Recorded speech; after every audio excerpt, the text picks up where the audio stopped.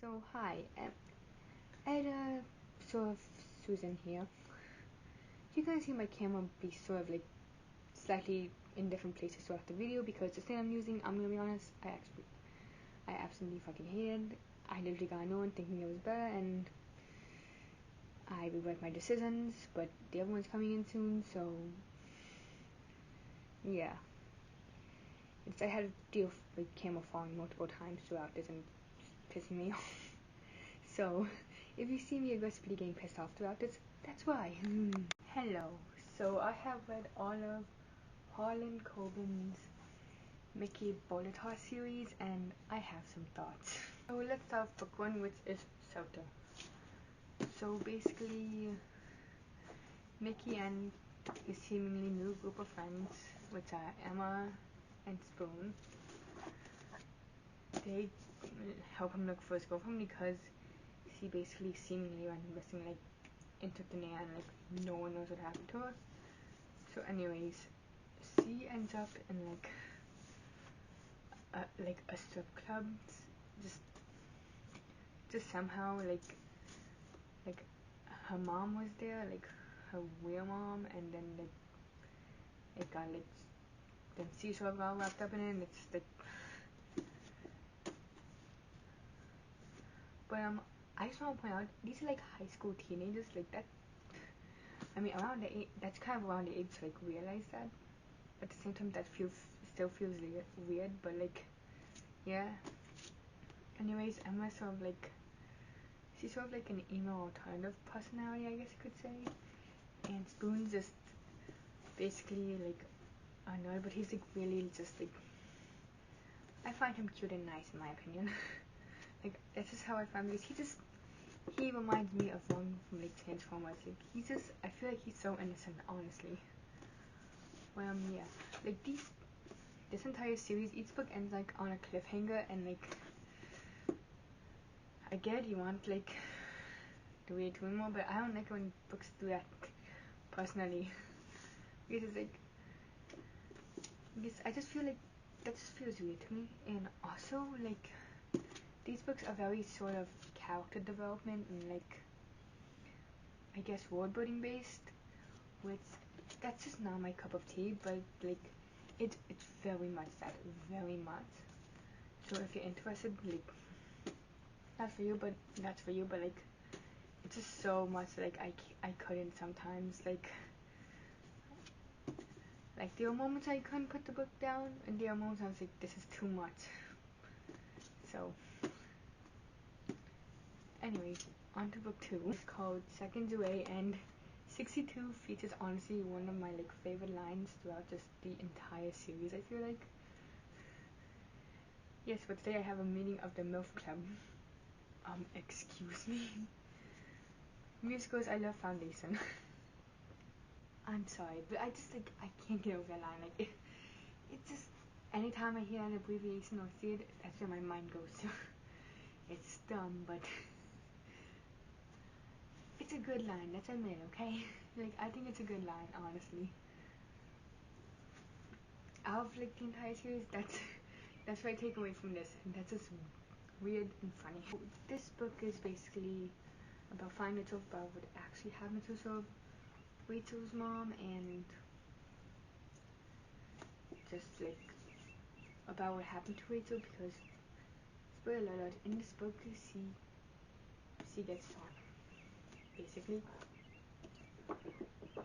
But anyways, there's also like a sort of like drug cartel, and her dad seems to be in on it, which I find weird. Like, why would you do that? Like, the payout cannot be that good. Like, come on, at some point, like.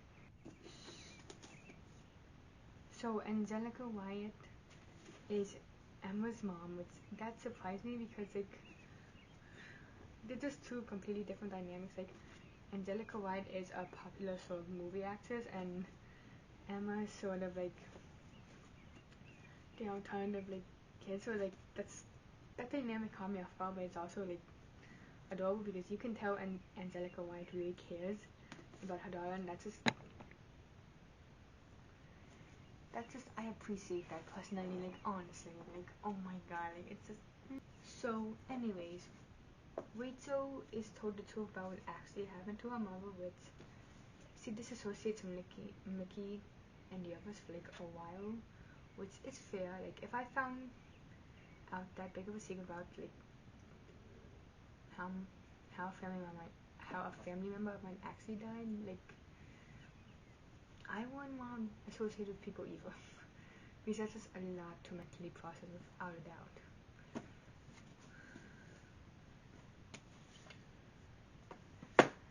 So yeah. So I forgot to mention this, and this is like my favorite thing, by the way.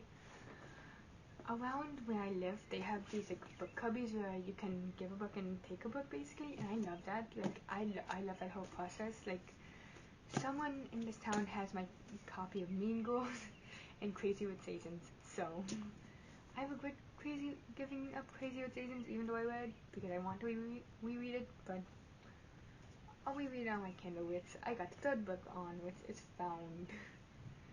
So there's a line on page 30 that's like, I would say Buck was meaner than a snake, but that wouldn't be nice for a snake. Imagine being obliterated. that's just like, that's like, you know. Also, like, so for context, in this book, Emma was sort of. I hold my camera from this point forward. I'm just done with this fucking stand. I'm just done.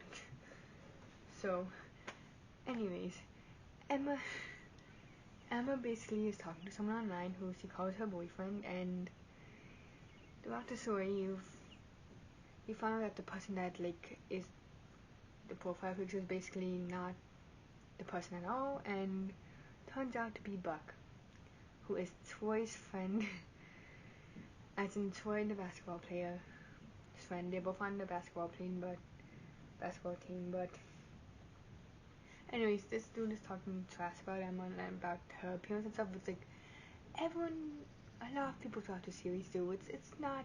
That's not. No, that's not. No. Emma's so nice. Come on. Like, sees herself. Let her be Jesus. And also, like, I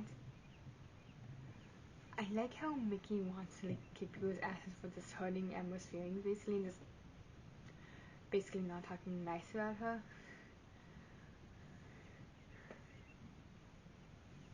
So like, yeah, I honestly kind of like that.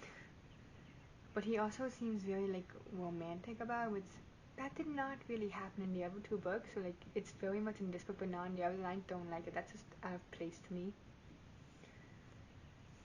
And so there's a quote on page 242 that says schoolwork waits for no teenager. Schoolwork doesn't care about the problems. It's so true. That's why I hate middle school, because I had bad depression and everything, and like I felt like I couldn't like take a step back or anything really, because like school doesn't care, and that sucks. Because like I know I wasn't doing mentally well, and like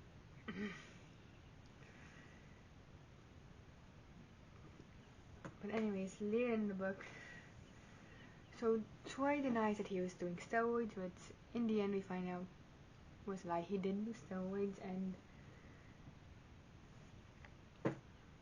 even he tried to prove that he was innocent, which we all find out is like BS. And like his friend, so Buck's brother was in on the whole story thing too, and made him do it even though he didn't like want to. So it's like,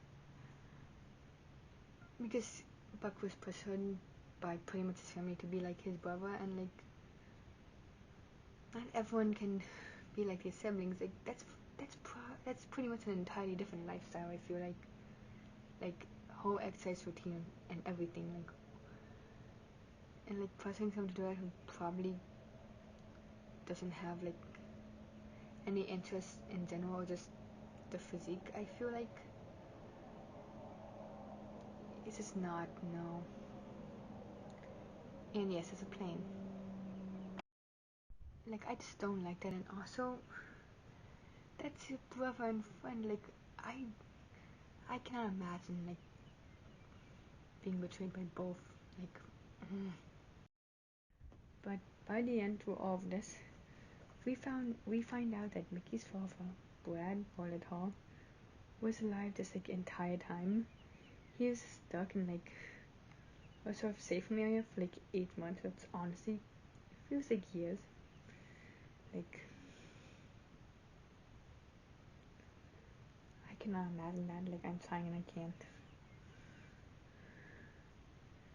And there's a line at the end of the book that's like Luther is still out there, but capturing him would wait for another day. And I just want revenge, honestly. Like